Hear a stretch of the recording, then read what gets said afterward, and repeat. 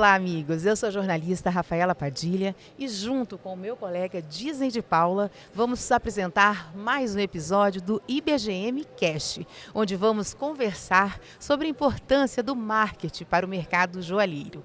O nosso podcast está sendo gravado diretamente da Feninger, a maior feira de joias da América Latina, que é organizado pelo IBGM, o Instituto Brasileiro de Gemas e Metais Preciosos. E a nossa entrevistada de hoje é Rosana de Moraes, mestre em marketing e publicitária, com especialização em varejo e serviços e também gerenciamento de produtos de luxo. Rosana também é diretora da RM Lux Consultoria e Conhecimento. Rosana, seja bem-vinda ao nosso podcast, é um prazer tê-la aqui. Um prazer também estar com vocês, agradeço muito a oportunidade, tomara que a nossa conversa seja bem interessante. E com certeza vai ser. Vamos começar pela pergunta principal. O futuro é feminino? O futuro é feminino, o futuro do consumo é feminino, na verdade retratando uma coisa que já vem acontecendo há muito tempo, né? Então a gente tem um monte de mudanças sociais ao longo do tempo, com maior protagonismo da mulher, com maior poder de compra delas, né?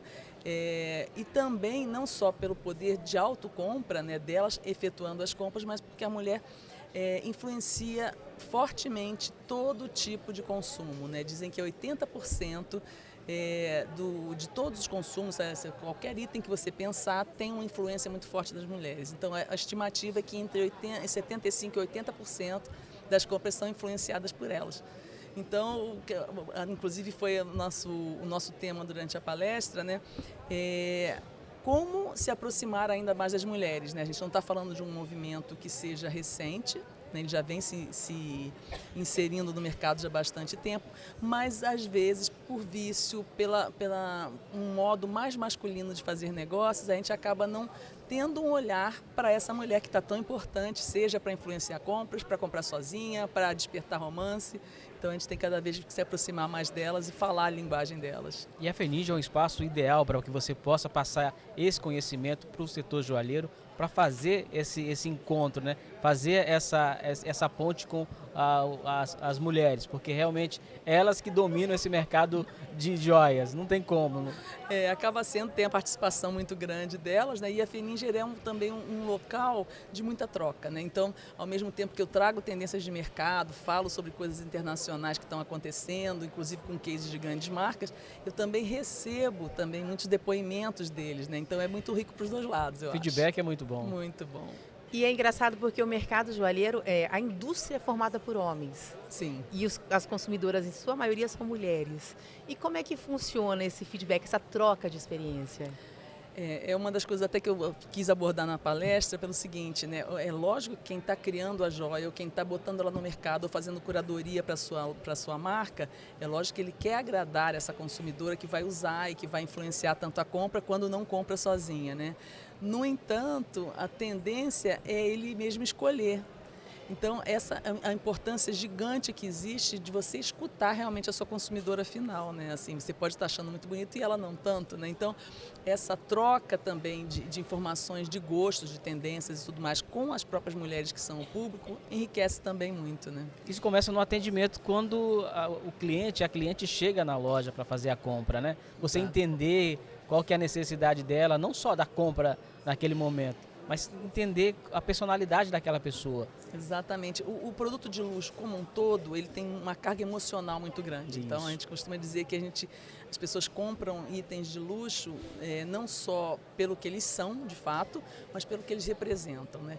Então tem uma carga sentimental muito grande de autoconfiança, de autoestima, de amor, de afeto, né? de desejo de perpetuar momentos, né? Então é uma carga emocional muito grande que a gente tem que trazer para o atendimento, para o ambiente de loja, né? Trazer a emoção para esse negócio, né? É muito mais do que você comprar uma coisa e levar para casa. Aquilo tem um simbolismo gigantesco e especialmente em relação às mulheres que têm mais essa sensibilidade, a gente tem que trabalhar muito isso. E qual que é a dica que você dá para o lojista fazer esse conhecimento do seu cliente? Olha, ouvir as mulheres é muito importante. Eu até brinquei na palestra, né, que se você é um joalheiro homem, procure ouvir uma opinião feminina naquele perfil que você pensa para sua loja, para sua joia, né? E até brinquei com eles que não pode ser esposa, né? Você não pode perguntar para sua Esposa não esposa, vale. Suspeita. tá bonita essa joia? Ela vai dizer, tá, né? Ela não vai dizer para ele, não, eu achei cafona, achei que não combina, A não não sei. ser que seja uma Rosana, que ia falar a verdade, né, Rosana? Não sei se ia ter Porque coragem. eu vi sua palestra e falou assim, ó, tem que falar sempre a Tem que verdade. ser a verdade, né? Porque realmente, se você quer ouvir, ter um filtro ali para a tua escolha, para você arriscar menos na oferta que você vai fazer, tem que ter uma opinião isenta, né? Então não adianta pedir para uma pessoa que esteja emocionalmente envolvida, né? Tem que ouvir exatamente. realmente o target. E você falou muito, uma questão que eu achei super interessante, sobre a dramatização na hora da venda. Explica pra gente o que é dramatização. A gente sempre fala, né, que a loja, até o mundo digital, mas eu estou falando especificamente da loja física, ela é um grande palco onde a marca entrega para os clientes aquilo que ela promete, entre aspas, né? Então é ali que acontece a mágica, né, da pessoa se encantar com uma determinada peça, decidir pela compra. A gente não está falando de coisas tão baratas assim, né?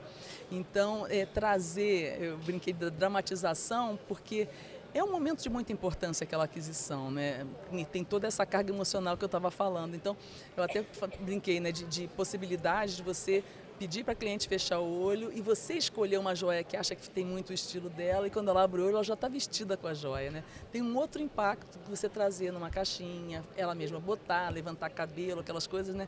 Já é um momento de mágica ali quando ela abriu o olho, verdade, né? É uma dramatização, de fato, é um palco, né? A gente está abordando agora já de maneira indireta, mas agora vem a pergunta. Técnicas de venda e marketing dessas empresas, o que vocês sugerem para as pequenas empresas que estão começando e que estão entrando nesse mercado de luxo, Rosana? Eu acho que o foco tem que ser muito na questão do relacionamento, você construir realmente relacionamentos de verdade, genuínos com os clientes, né? Justamente por causa de toda essa emoção que está envolvida.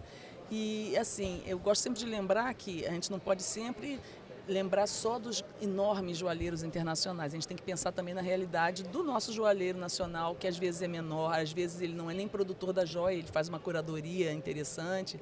Então, os cases que a gente traz de grandes empresas, eles são aplicáveis às empresas daqui, mesmo menores, proporcionalmente ao seu budget, à maneira que atua, à região que ele atua, né? Então, vem muitas inspirações.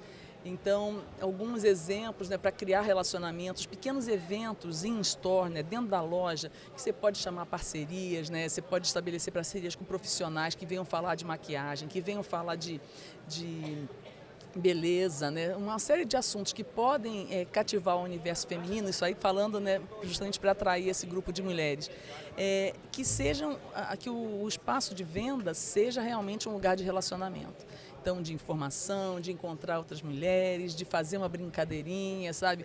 Então, trazer a humanização, primeiro de tudo, né? Você lembrar que aquele cliente é um ser humano e ela é um ser humano e que está cheio de aspirações, está cheio de sonhos envolvidos ali. Então, essa humanização do atendimento, mesmo no mundo digital, é muito relevante, né? Você mostrar que está lidando com o ser humano, entendendo o lado deles. Mas existe a importância também de algumas modificações, algumas físicas, né? A loja física tem que ser atrativa. Sim. Espaços instagramáveis, que está muito em voga, né? Muito na moda. Que são investimentos até relativamente baixos, mas necessários, né? Exatamente. É só um ponto instagramável dentro de uma loja. Ele é uma coisa de um custo muito barato, dá para você fazer uma coisa criativa com um orçamento pequeno, e ele incentiva a tua cliente a tirar uma foto ali, a compartilhar. É uma propagação da sua marca gratuita, né? Que cria um vínculo emocional e ao mesmo tempo divulga para terceiros. Mas não só a questão do ponto instagramável, mas assim, a gente tem que pensar o universo de uma marca de luxo, e aí eu estou colocando todas as joalherias nesse grupo. Lógico que a gente tem as mais ricas, né, as mais gigantes e as menores, mas é importante lembrar que o consumidor é muito impactado pelos 5 sentidos. Nós somos seres humanos, né? Então, tudo que a gente puder trazer de experiência positiva para o ambiente de vendas, abordando os sentidos, é muito bem-vindo. Então, vai desde a coisa visual, do ponto instagramável, da decoração, do cuidado que você tem com o espaço, até a audição, né? O que o cliente está ouvindo, né? Como é que está o discurso da equipe de vendas, como é que está a luz, o som ambiente, os cheirinhos, né? Como é que está o sistema de refrigeração e de exaustão, está um cheiro gostoso, você já tem a sua própria fragrância ou pode adotar uma que seja interessante, mesmo que você não possa desenvolver a sua própria, né? Mesma coisa tato, né? Como é que estão como é que são as sensações táteis do cliente, né? A caneta é legal, a cadeira é confortável, a gente quer que ele permaneça A bancada ali. de atendimento. Exatamente, a gente quer que o cliente permaneça. Então, quanto melhor ele se sentir, melhor vai ser. E até o paladar, igual a nossa casa, né? Ninguém vai na casa de alguém, eu sou filha de mineira, não existe a pessoa aí na casa da pessoa não tomar um cafezinho, pelo menos. Comer né? um pão de queijo. Exatamente. Seja um pão de queijo, seja um docinho, um chocolatinho, não precisa ser nada mega caro, que tenha alguma sofisticação e que crie mais um link de afeto, né? Pô, lembrei daquele chocolatinho lá daquela loja. Uma coisa interessante que você falou também na sua palestra aqui na FENIGE foi quanto ao storytelling, uma técnica de venda infalível que as grandes empresas usam e que as pequenas também podem usar, né?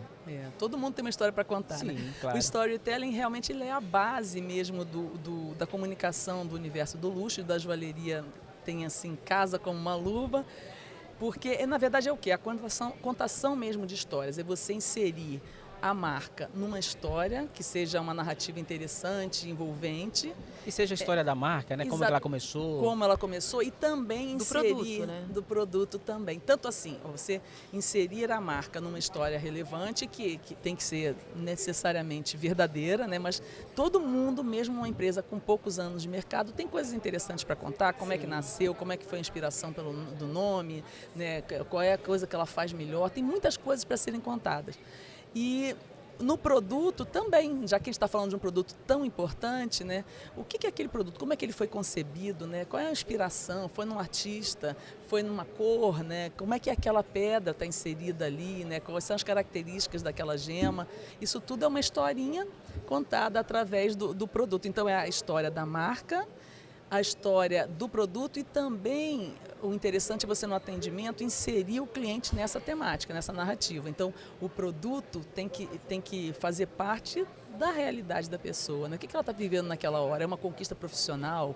É uma formalização de uma relação amorosa? Né? Tanta coisa a gente passa na vida que é marcada por uma joia, então o storytelling entra também nisso. Interessante. Algumas coisas que eu ouvi na sua palestra eu pude vivenciar hoje aqui na feira. Eu passei pelo estande da Pandora, que é a maior joalheria do mundo. Sim. E ele tinha os espaços instagramáveis e uma coisa que me chamou muita atenção.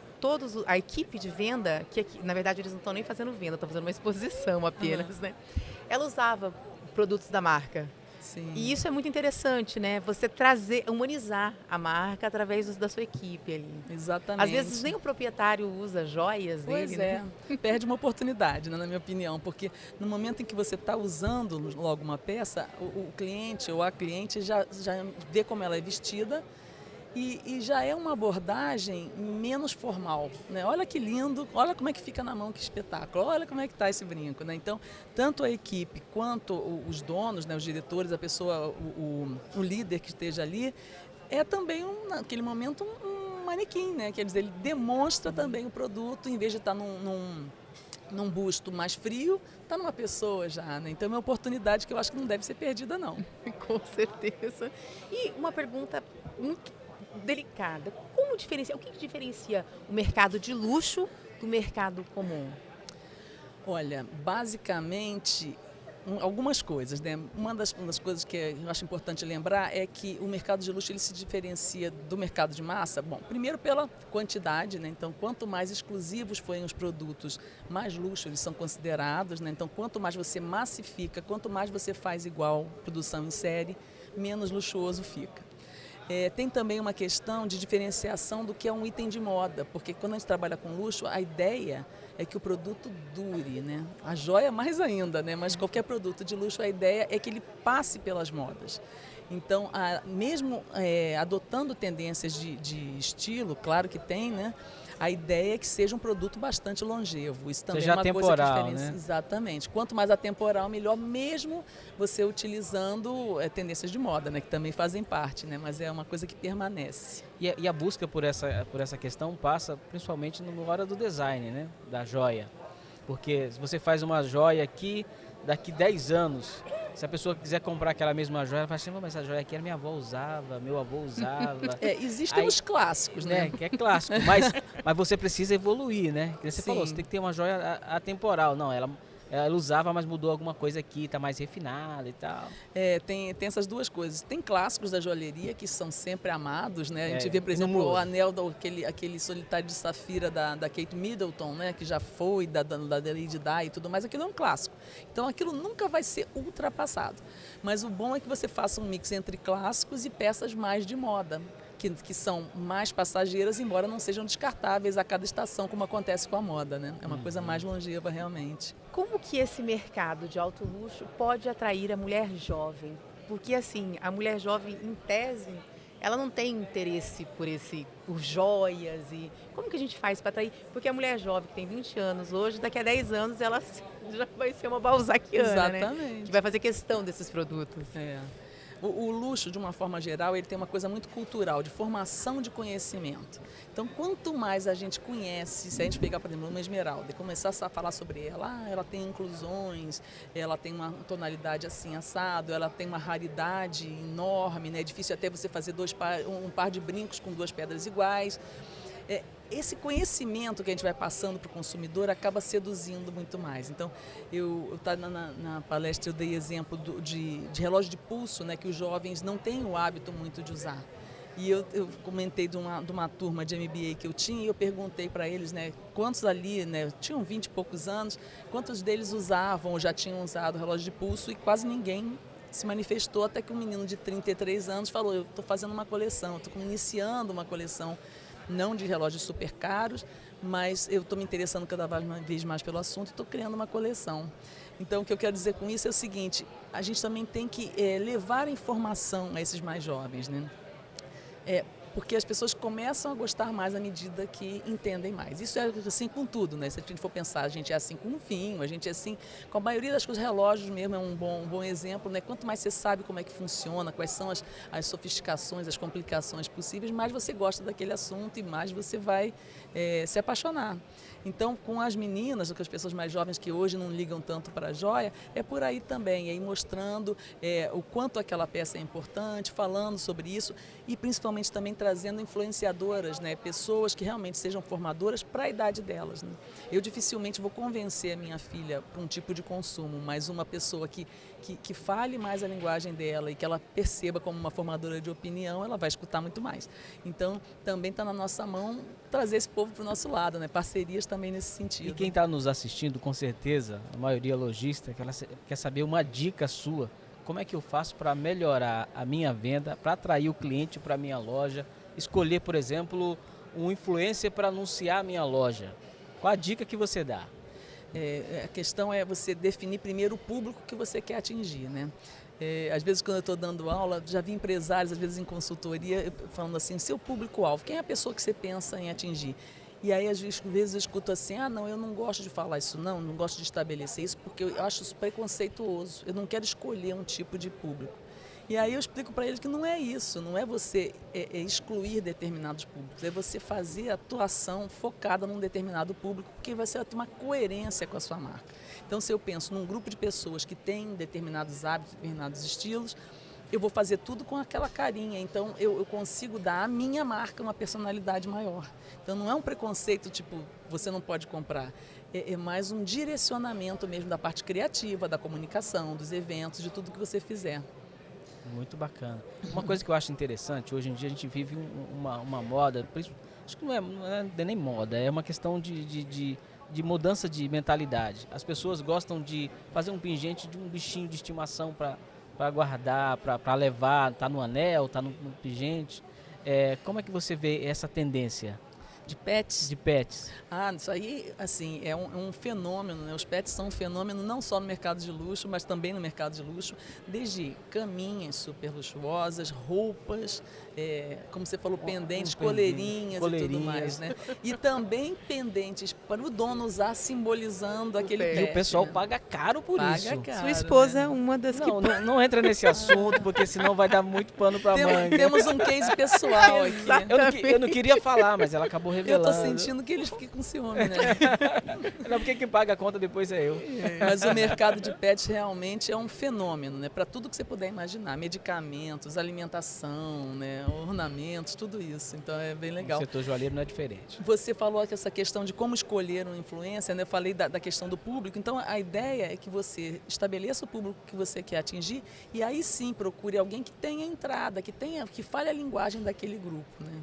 E aí, estava falando, né, que tem influências muito poderosas e muito desejadas pelas marcas, mas que são muito caras. Mas você também pode, se você é de uma região determinada, naquele núcleo, certamente tem uma pessoa que forma opinião ali, né? Todos os lugares têm, né? Então, se aliar uma pessoa que tenha o jeitão, né, as características do perfil que você quer atingir, é o melhor caminho. Porque a gente pensando no mercado de luxo, você, na minha opinião, enquanto consumidora, é bem restrito o número de influencers que atinge esse mercado. A maioria delas é voltada para o público jovem. A Silva Braz, por exemplo, que é carioca, é uma das que atinge esse mercado de luxo, assim, né? Que é super desejada. Ela é um Mas fenômeno. os perfis de mulheres jovens são mais restritos, né? A gente tem algumas bastante interessantes. Tem a Lele Bournier, lá do Rio também, que é muito cotada. E, logicamente, elas são caras, né? Então, mas é possível conseguir pessoas que não tenham tanta projeção nacional, mas que atendam, já que você está muitas das marcas aqui são regionais, ela atende aquele núcleo ali e está muito bom. Então, a ideia é você trazer esses cases de grandes marcas, essas políticas todas, para o teu tamanho, para a tua possibilidade orçamentária, para o teu perfil. Então, mas é possível sempre trazer uma inspiração. O mercado de joias, ele passa por uma transformação. Hoje, além da questão de luxo, principalmente, ele está agregando valores, né? Ele se preocupa muito com a questão do ESG, a questão ambiental, social. Como que isso agrega valor a uma marca?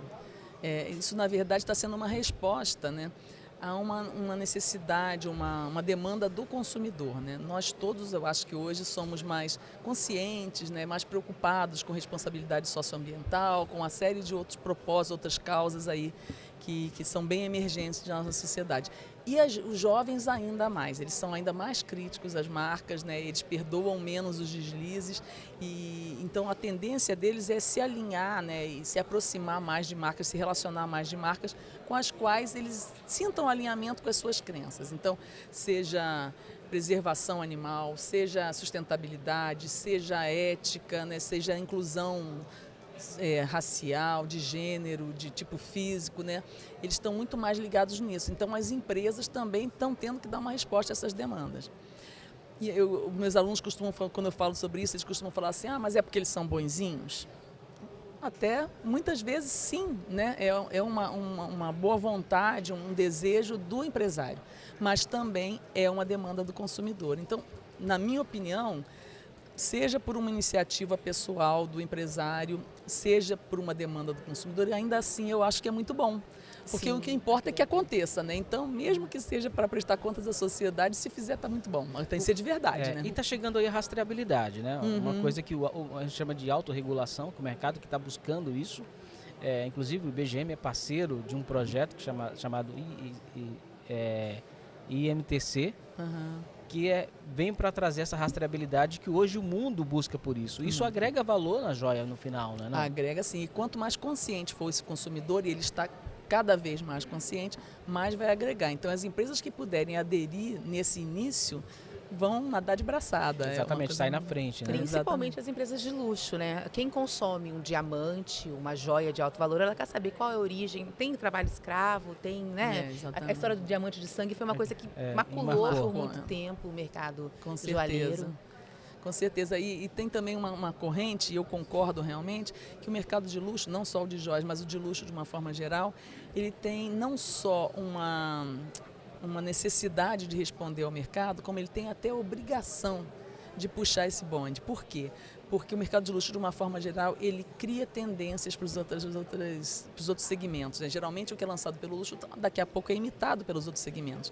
Então, também tem essa responsabilidade. Se eu sou luxo, eu devo dar o exemplo. E ainda por cima tem isso que você falou, né? As fontes são mais cuidadas, você tem necessidade de artesãos mais específicos, né? Matérias-primas mais raras. Então você tem uma possibilidade maior de rastrear. Então eu acho também que o luxo tem que puxar esse bonde mesmo. Você falou aqui algumas vezes sobre os seus alunos, você mencionou os seus alunos. Nos conte aí sobre essa sua vida acadêmica, como é que é a professora? Escritora. Não, a gente vai falar depois sobre escritura, agora é a professora de MBA. Eu trabalhei a vida inteira com comunicação e marketing e das marcas de luxo principalmente, né? Tanto marcas nacionais quanto marcas internacionais, e teve um grande número de joalherias e de relojoarias também. E em determinado momento da minha carreira, eu comecei a perceber como era fraco, como era quase inexistente a formação de profissionais nessa área de marketing de luxo. A tendência, até os fornecedores que eu atendia nessas empresas, né, eles tratam os produtos como se fossem de massa, né, não tem uma cultura de entender aquele mercado de fato. Então, eu já tenho 10 anos, eu criei cursos livres, né, em faculdades, e que evoluíram agora para disciplinas dentro de MBAs. Então, eu tenho a honra e a sorte de atuar nos MBAs das universidades mais importantes, mais reputadas do Brasil e de Portugal também. Quais são as universidades? Para quem tem muitas. interesse. SPM, FGV, a FIA aqui de São Paulo, a Dom Cabral de BH. É só dar um Google no nome da E Rosana que você vai achar essa ela. disciplina nessas universidades. Exatamente. E é uma disciplina de nicho, então são partes de MBAs de franquias, de design, de marcas, de marketing, de varejo, né? Tem uma disciplina de luxo que eu acho que é necessária.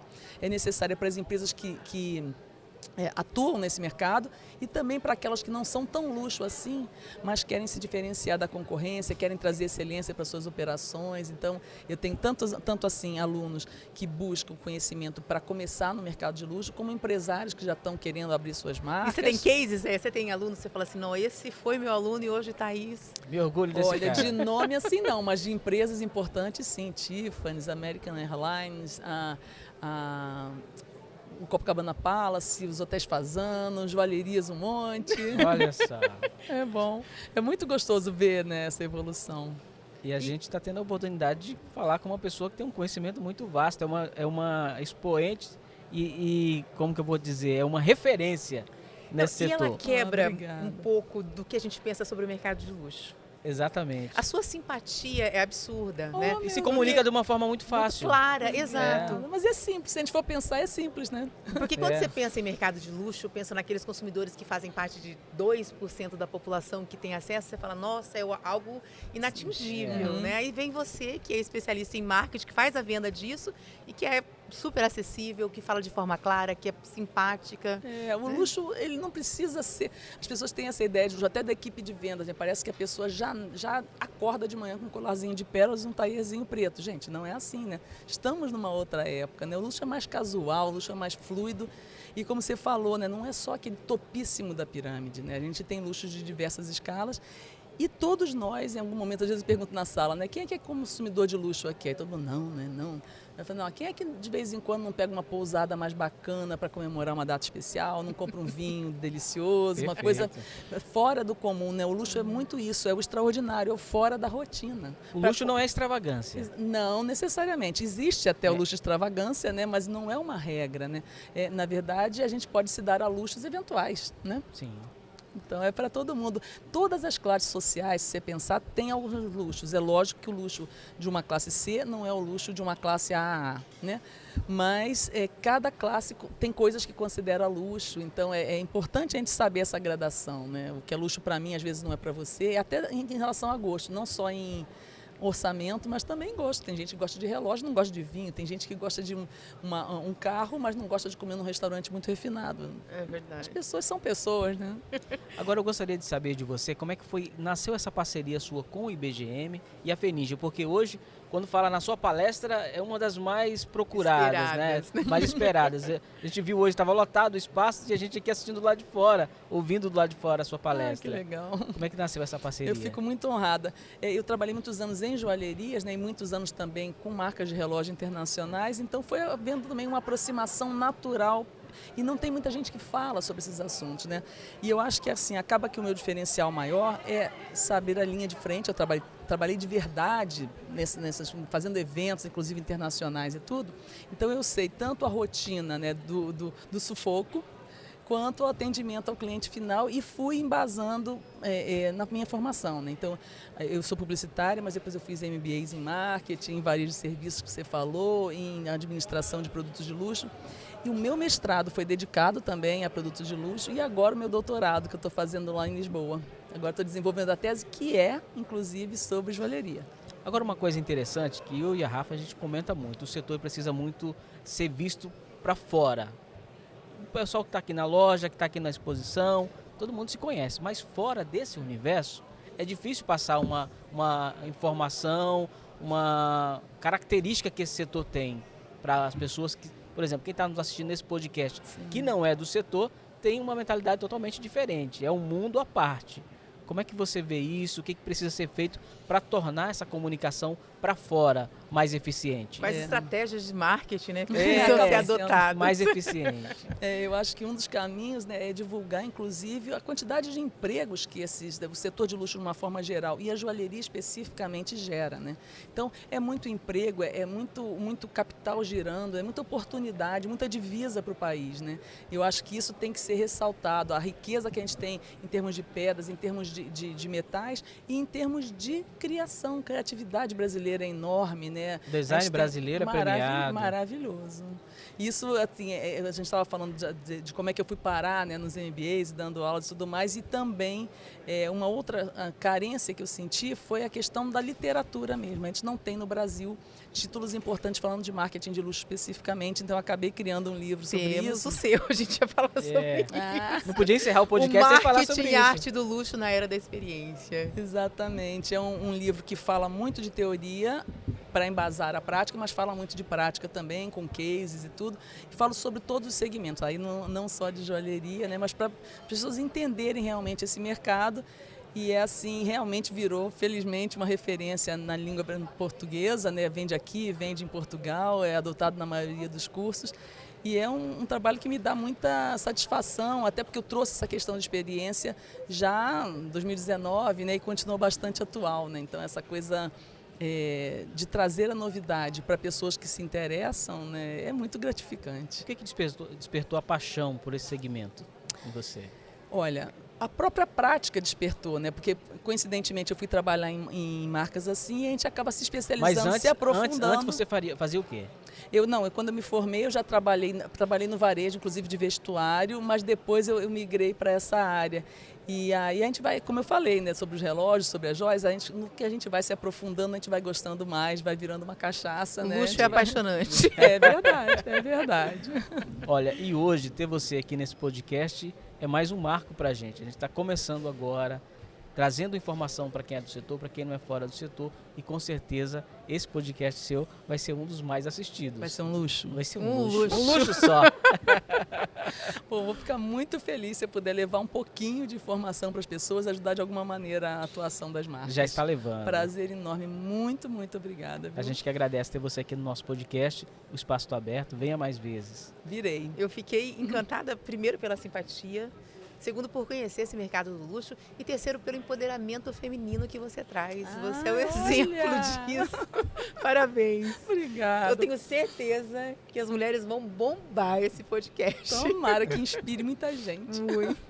Olha, muito obrigado a você pelo carinho da sua audiência com o nosso podcast aqui na FENINJA 2024. Esperamos você no nosso próximo episódio. Compartilhe, comente e leve esse podcast para mais gente. Forte abraço e até o nosso próximo episódio. Obrigada. Até o próximo IBGM Cast.